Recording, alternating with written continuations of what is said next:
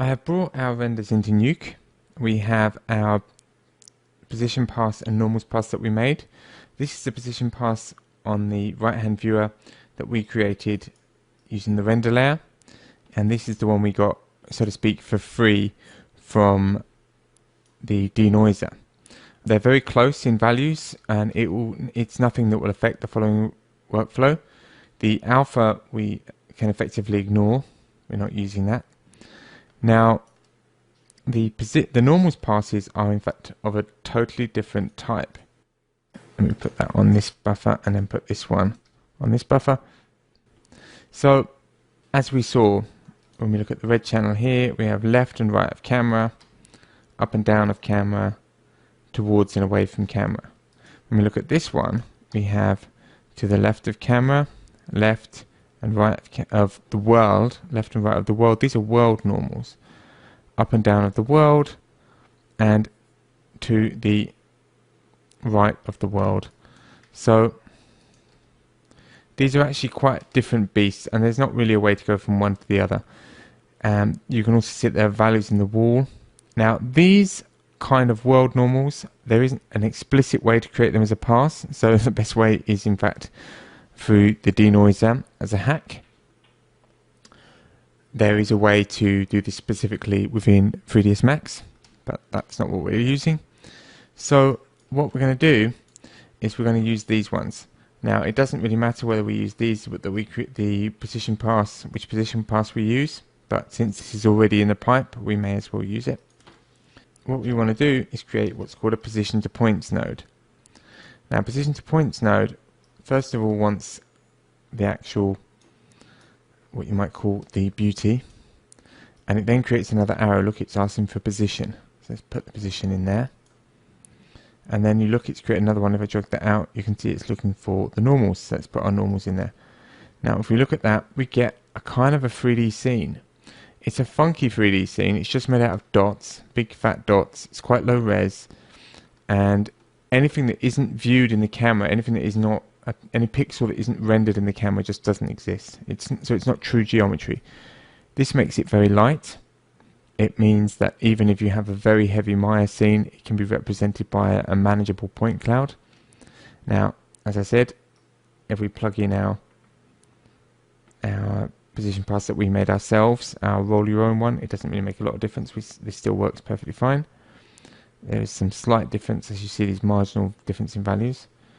Now we can crank up the amount of detail, and we can lower the size of the points.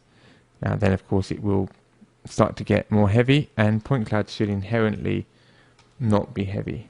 Things about point clouds is they're really a reference, so you don't need to make them extremely heavy. Position to points can in fact be rendered. We need to bring in a camera, so we create a camera node in Nuke, and we can actually read this from file, and in the file tab we will go to our alembic. Let's bring in the one we just created. There we are.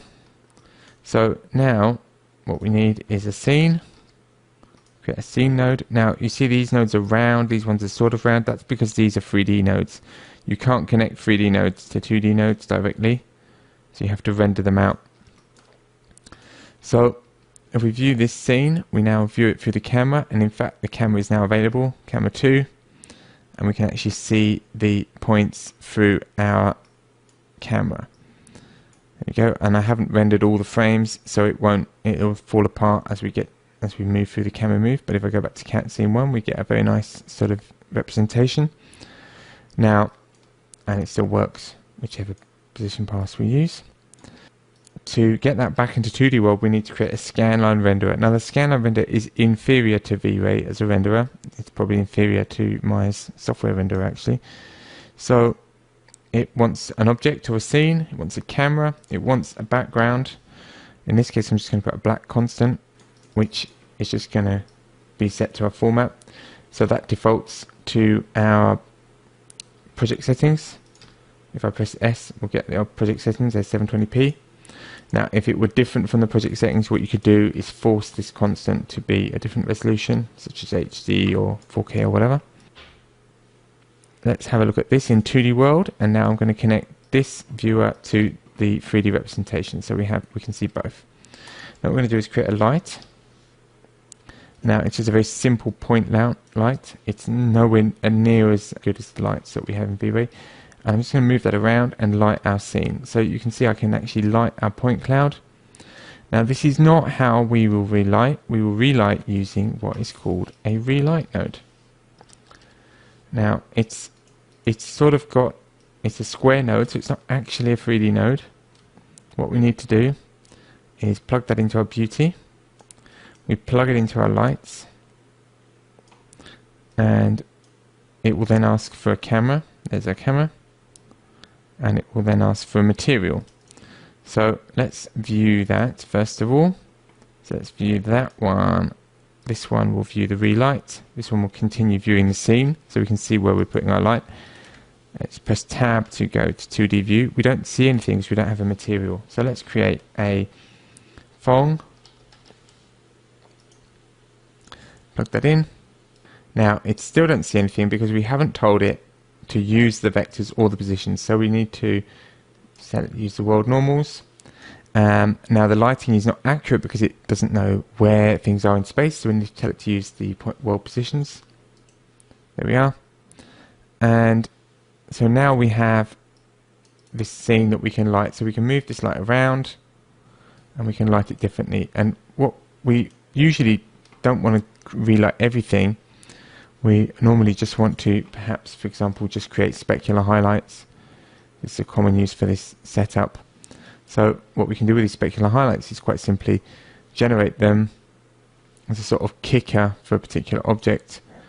One thing you may notice is that they aren't real lights. They don't occlude things that are in the way. You know, I mean, if I move this to the other side of the wall, it's still lighting the scene. So it has no sense of one thing obstructing another. So this is why, as I said in the intro, this is a mathematical trick rather than a true relighting. But with this we can, we can take our beauty and we can change that from an over to a plus, and we can add that onto our render. So we get this sort of this extra bit of kick. Obviously that's way too much, but we can just grade that down to something sensible. So as you can see, this is not a true relighting system. Think of it as a color correction rather than a true relighting. Another use for position to points I will show you in the next clip is adding elements. So let's look at that.